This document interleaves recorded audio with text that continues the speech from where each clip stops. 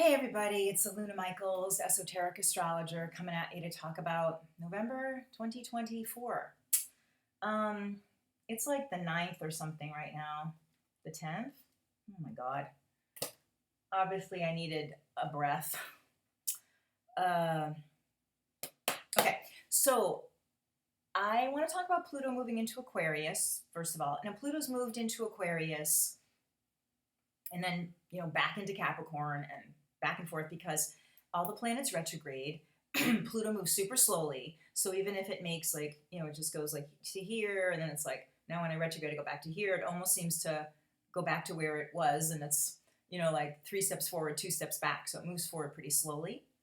And so when Pluto changes signs at any time, it will do that, like we'll be in like how we're doing Aquarius, Capricorn, Aquarius, Capricorn. And then at this point on the 19th of November, we go into Aquarius and stay there because when it retrogrades the next time, it's still in Aquarius.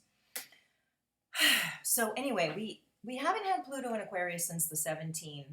I don't know the exact date, but the beginning of the United States. And I hope this doesn't sound America-centric, but most of my people are Americans. But,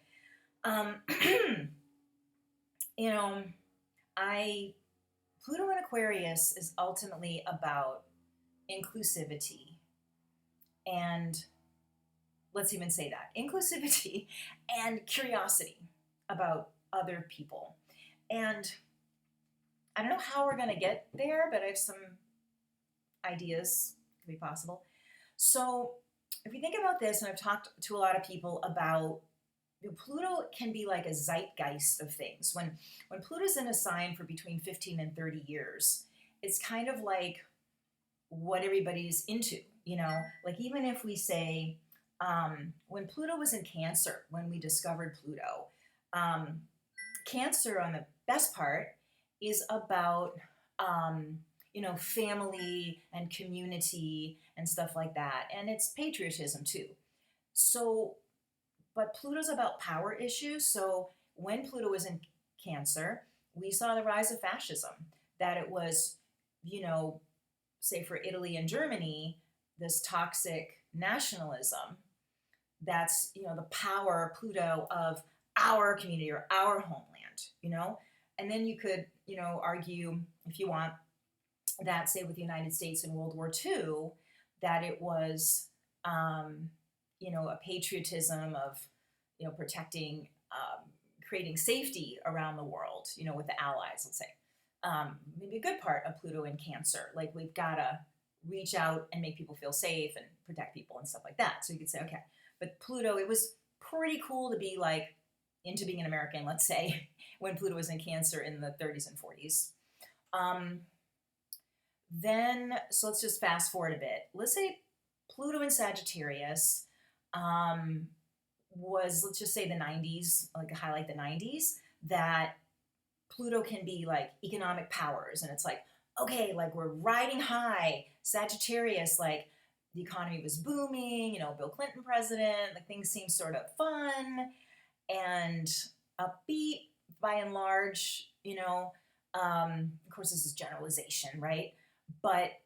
And especially the way the money was going, right? So then we get into Pluto and Capricorn, which the thing is I'm trying to say is that when Pluto gets to the end of a sign, it's like not great about the end, especially. So when we had the savings and loan crash that was about, hey, like willy-nilly mortgages and loose regulations around that or whatever, it caused a big problem. It was overly Sagittarian. Pluto goes into Capricorn and we say, uh-oh, we need some structure here, which is Capricorn. We need boundaries, and that happened. And then some, that helped a little bit. But I swear to God, like I had my first 2 houses when I got those mortgages in Pluto and Sagittarius, and it was just like, sure, as a self-employed person. And then this house that I bought, it was like, I teased my mortgage person, like, now do you want my first grade report card? Like, I was so overly Capricorn, like, it's like, but I have all this history of a great credit and I'm still, Capricorn's like, gotta be sure. Now, the good part of Pluto in Capricorn is creating structure. I think and I'm just trying to illustrate how things change. In the 90s, I mean, people weren't going to do something Capricorn like architectural salvage, which is a positive Capricorn thing. Let's take this old door and make it a table, and everyone's going to go, this is amazing. Like, people wouldn't think that with Pluto and Sagittarius, you know? Pluto and Capricorn, this became great. All of a sudden, everybody painting everything gray and everything stainless steel, very industrial, very institutionalized looking. Personally, that's not my design aesthetic. I never liked that. But it was like, everyone's like, this is the way we go. This is the way we do it. Every house is this way. The granite countertops, very Capricorn. I have a client who's a clothes designer. She was like, I don't hardly see any innovative things going on in fashion, you know, right now. And so, and of course, one of the difficult parts of Capricorn, and this is not saying the whole sign of Capricorn's bad. I'm saying Pluto's power issues and how people distribute power. And we're getting to the end of a sign. Pluto and Capricorn, Capricorn and Cancer are opposites, and there can be that same idea of the inner group and the outer group. You know, Cancer can be great about like your family and Mikasa Sukasa kind of a thing, but then it's like, ooh, who's over there? You're not part of my group. Can be the bad part, like with the rise of fascism when Pluto's in Cancer. So Pluto and Capricorn, you get a lot of overly boundary things. Like, these are my people who are like me, and then you are not like me. And you are over there, and even wanting to put even more space, not just that boundary, but a boundary plus, you know, like a DMZ, demilitarized zone in Korea, where it's like, no, it's not just the line, it's you're way back there. You know, there's this big space even between us before you even start being near me. And that can be a really difficult part of Pluto and Capricorn. Of course, some of the economic stuff, the housing stuff, you know, people being rich or poor, like, it's a very Capricorn and the difficult part of Capricorn. So now we say Pluto goes into Aquarius. Something lighter heart, just about design element. I hear younger people saying, and people that like art and stuff, you know, that they want to have a return to even mid-century. Like, we want color. We want, instead of stainless steel, like, what happened to those cool colors when refrigerators were different colors, you know? Or let's have wallpaper. And like, there's starting to be a movement of, you know, cool, uplifting design elements in houses instead of like gray. And things are shifting. Like, then it becomes sort of a zeitgeist that I want to have, like, when people are selling houses, you walk in, you go, oh, it's really cool. You know, this is really unique. That's Aquarius, as opposed to, oh yeah, this is bland McHouse that I can just, you know, have a bland palette to put myself onto it, is Capricorn. Like, oh, everyone likes bland, like this, with the basic customer instead of a specialized customer. But we get into Pluto and Aquarius, and we want more uniqueness. We want more, and this goes politically, we want more inclusivity. We want more kindness. We want more curiosity about, oh, what is it like to have that life experience? I'm interested in you, you know? So then I go, okay, how, and I'm thinking, well, in the United States, probably the candidate who has more Aquarian values would be elected and be inaugurated during Pluto and Aquarius. Now, Pluto's going to be Aquarius for a long time, right? 20-something years, don't look at my ephemeris now, but a substantial, at least decades. So, and then I'm just sitting here like, all right, how is this result Pluto in Aquarius? And I'm thinking, because Aquarius also has an element of rebellion, and people say, oh no, the American Revolution happened with Pluto going from Capricorn to Aquarius. But also this idea, I don't know, and just for people who are scared and uncomfortable about the results, about potential dictatorship type situation, which is very Capricorn, again, not the sign of Capricorn, a toxic Pluto in Capricorn. Moving into the positive breakthrough, because it's always that, oh, phew, here's a new Pluto sign, and we can enter this sort of energy that then becomes just how people just believe. Like, again, I'm trying to get to this idea of how did everyone get, you know, brainwashed into thinking that gray was great? Like, gray's sad, you know, whatever. But how do people get brainwashed into liking, you know, cool, you walk into a house and it's like, cool, I like this, I buy this house. So how do people have a belief system that becomes the basic belief system of, cool, you're different from me? It's going to happen. I don't know how it's going to happen, but just as much as this, I don't think a healthy consciousness arising of, you know, I don't like the way you are, I'm going to dominate the way you are, or something like that. It's like, how is there room for all of us and our beliefs as Aquarius? And we all are part of this nation or world or whatever community, being different and allowing for difference rather than I'm going to force you to not have who you are. So I don't know. Again, life is going to unfold. History is going to unfold. I don't know if this would be some sort of internal resistance within the possibilities within the Republican Party, that people start to say, this is not what American values are. This is not what we started with back with the founding fathers. We did not start with this level of, shutting down voices. And people, I hope you won't argue with me about this, but it's like, I mean, just seems like most people feel this is not kind, and this is people are intimidated, and to not be able to, to a president to be elected that says, I'm going to, jail my people that oppose my viewpoint. Aquarius is like, oh, that's an interesting viewpoint. What's that all about? It's not shut up and go to jail or, threaten you. It's not Aquarius. So how does that happen? How do people speak up in Congress and the Senate? How does it become uncool to not want the gray house, the house with the stainless steel, and just say, stainless steel is horrible to clean. Like, you have a stainless steel refrigerator, and you have to get like special cleaners and get the prints on it. Who thought this was a good idea? Like, it's a pain in the butt. And it's sad to go into a gray house. Like, bleh, And people suddenly go, why are we all having all this stainless steel? This is hard to clean. I don't want this. And there can be an epiphany, which Aquarius does represent, of like, oh, what are we doing?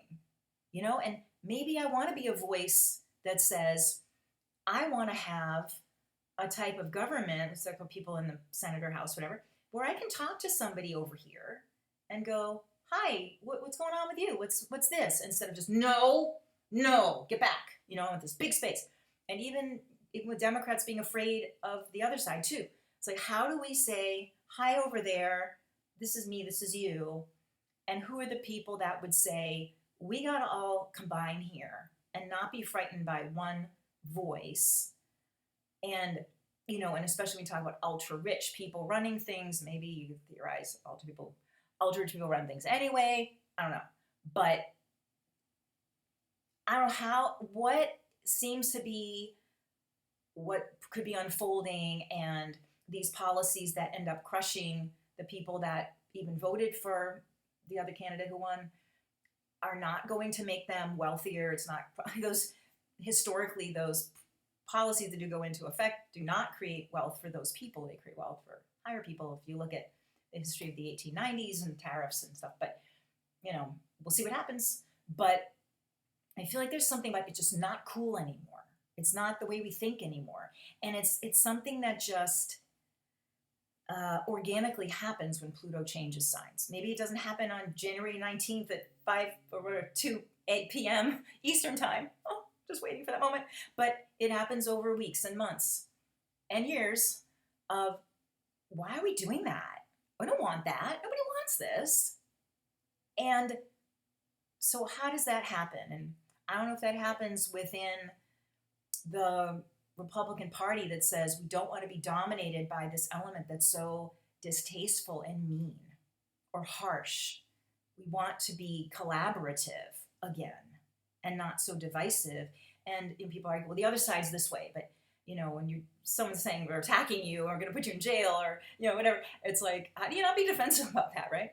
But how is it that we are not threatened by one another and not threatened by someone in charge, which is, this idea of Capricorn is like, because I said so, like the toxic masculine dad energy or whatever, parental energy. It's like, you don't have any say. You're the kid, shut up, go to your room, do your chores. You get no leeway here. I'm not hearing your point of view. You do what you're told, and that's it.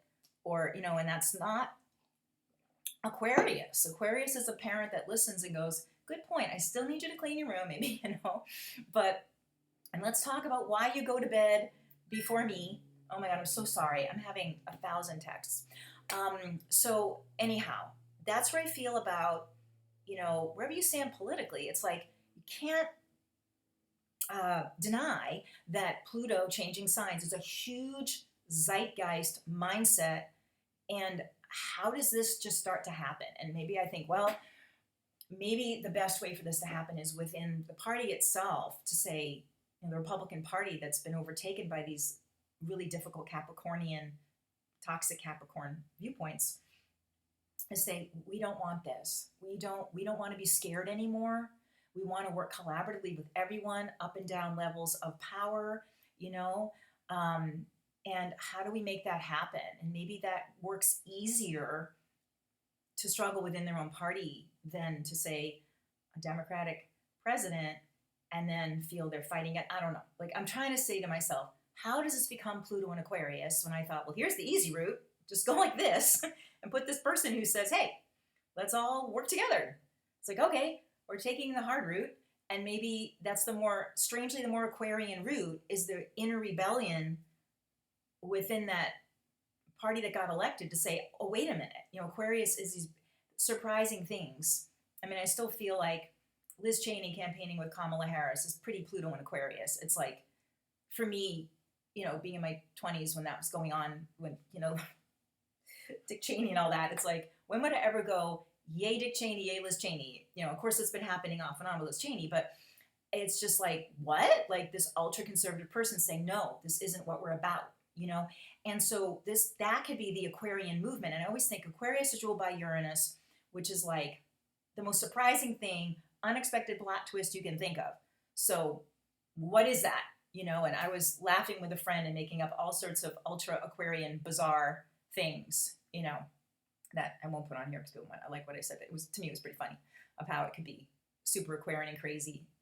Anyway, connect with me personally if you want to hear my bizarre Aquarian possibility of what could happen. But let's just stay hopeful that there will be a space for all varieties of people to live in this country, in the world. And because I would feel really, really extra not good if it was Pluto going into Capricorn and go, oh, shit, this is the beginning of Pluto and Capricorn is not great, But Pluto going into Aquarius, I go, how is Aquarius going to reveal itself in this? Which is not totalitarian regime, people going to jail, whatever. It's like, it's not, And again, I'm not saying Capricorn's bad, Aquarius good. It's when Pluto's been in a sign for a long time and Pluto's about use and misuse of power, the planet gets tired of Pluto in that sign, like we did get tired of Pluto in Sag, and say, we need something new. We need not to do so much generous stuff with mortgages that people can't afford. We need to be careful. And whatever else was going on then, I forget. But so that's what I'm saying, is like somehow the planet's going, we don't want bad Capricorn. We need a healing, which Aquarius represents. And the best part of Aquarius is we move into the beginning of Pluto and Aquarius. The other thing I want to say is that a great thing about Aquarius is community organization.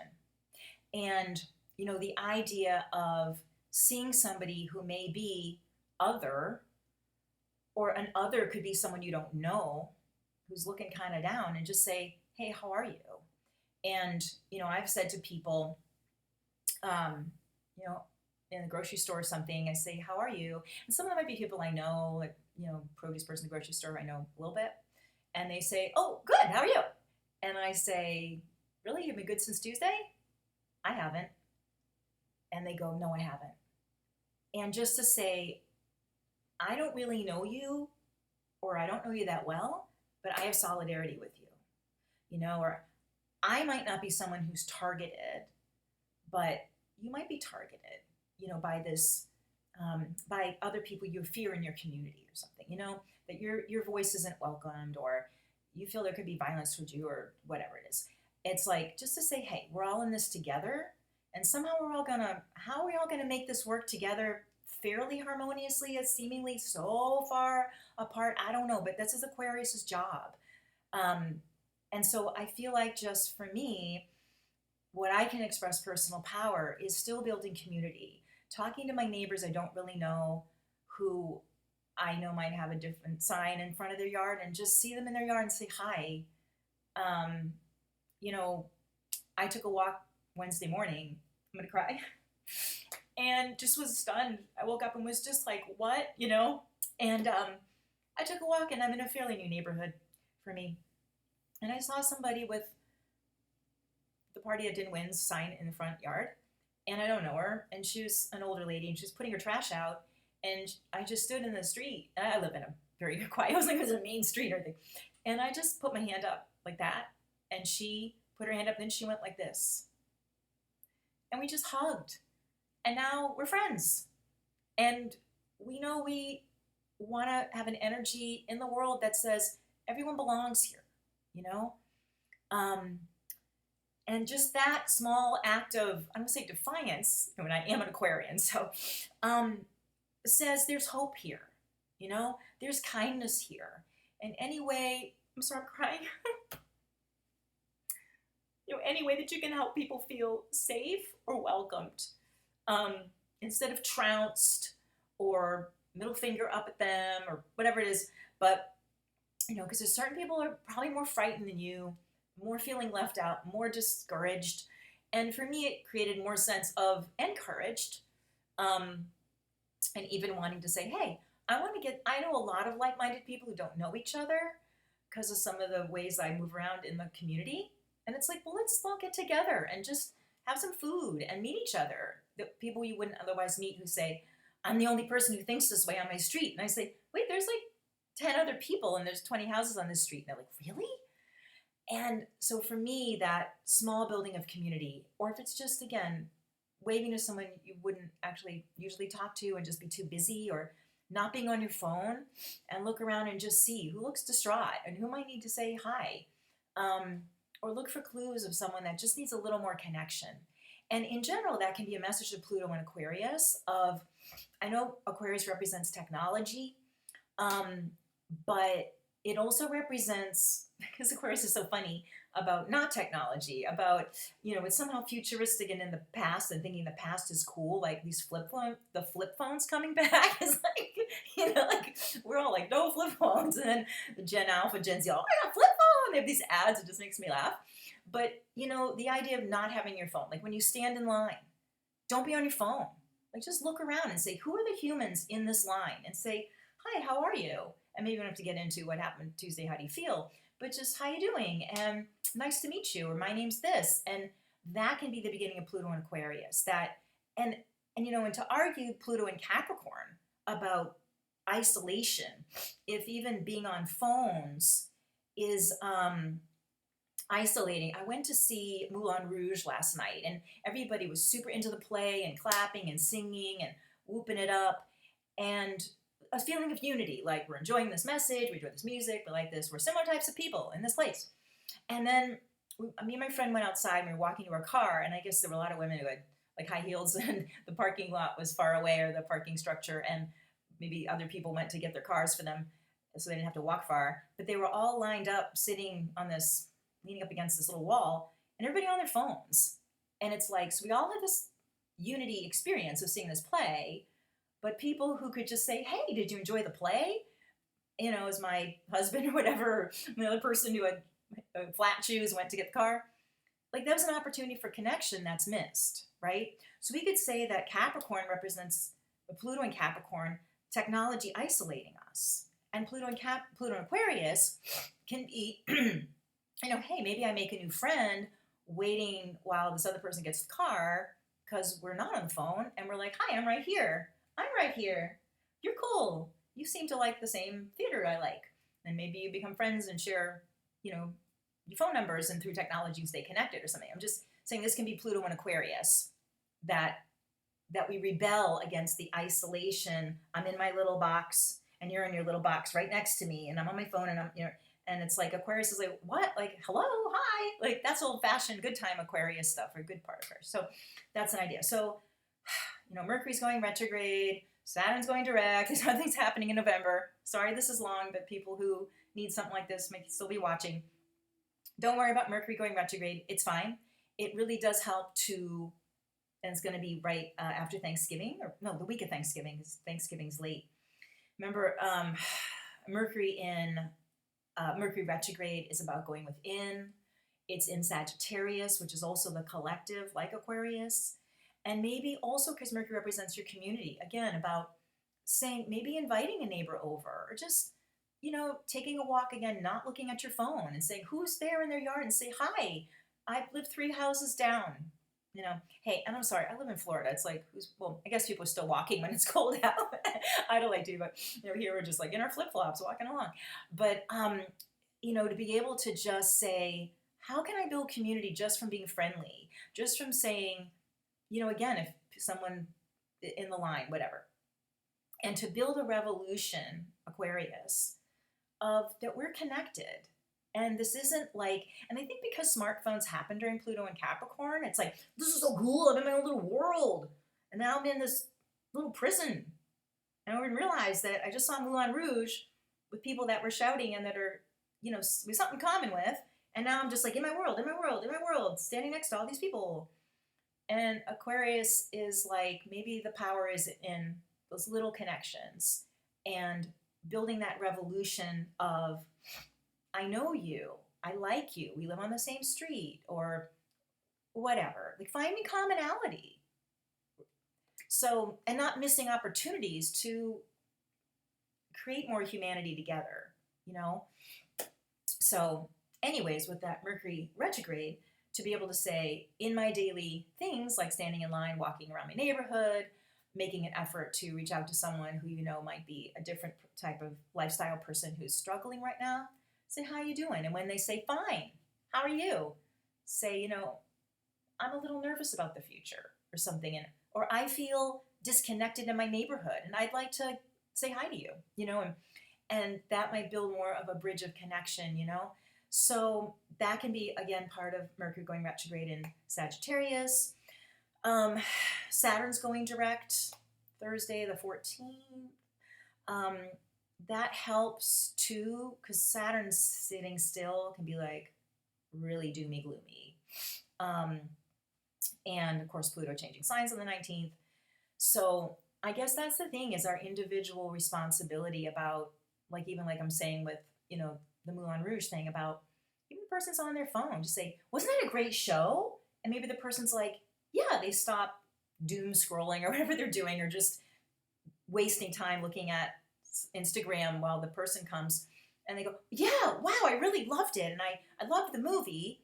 And it's like maybe just daring to break into someone's isolation or something. I'm not saying to be like boundary breaking, but when it's maybe that person's just as bored looking at their phone and would rather talk to you. And maybe Aquarius is sort of risking that and saying, hi, we just had a common shared experience. Would you like to talk about it in this 10 minutes while we're waiting for our rides? And that's an act of rebellion, let's say, if it's Aquarius. It's a rebellion against what we become as a society, to be isolated in our little smartphone looking down thingy. And again, this is the Aquarian in me saying, how do I create a mini revolution in my world? And okay, so if you want to get in touch with me, get a session, the best way is text me to 485831663. When I don't see the get notifications of the comments on YouTube. Sometimes I don't look to see if they are there. My website is alunamichaels.com. The information will be below in my YouTube. So again, how do we become more Aquarian as a society, as a world society? Because that's where we're going. Like, no more gray, no more stainless steel, or much less of it. There's some people might say, I love gray, well, whatever. But somehow people go, oh, I didn't know I loved all this cool stuff in a house. I didn't know I loved talking to my neighbor instead of being in my phone world all the time. So how can you create that revolution within your own little tiny world? And we all ripple out and say, you know what? I do want to talk to that person standing next to me after I saw the play, that we all were like, whoa, So in your small way, whatever that does, creates a personal revolution of, I want to connect rather than be, this wall up. Even if I think you're great, it's like there's somehow this wall. Pluto and Capricorn is like, no more, it's getting dismantled as Pluto goes into Aquarius. Pluto and Capricorn's done for the next 200 and something years, 260 something years. Now it's Pluto and Aquarius as of the 19th for full time, for about 25 years or something. I forgot. Okay. Thank you for listening. Thank you for staying hopeful. Thank you for doing your little tiny Pluto and Aquarius duty, or follow your heart.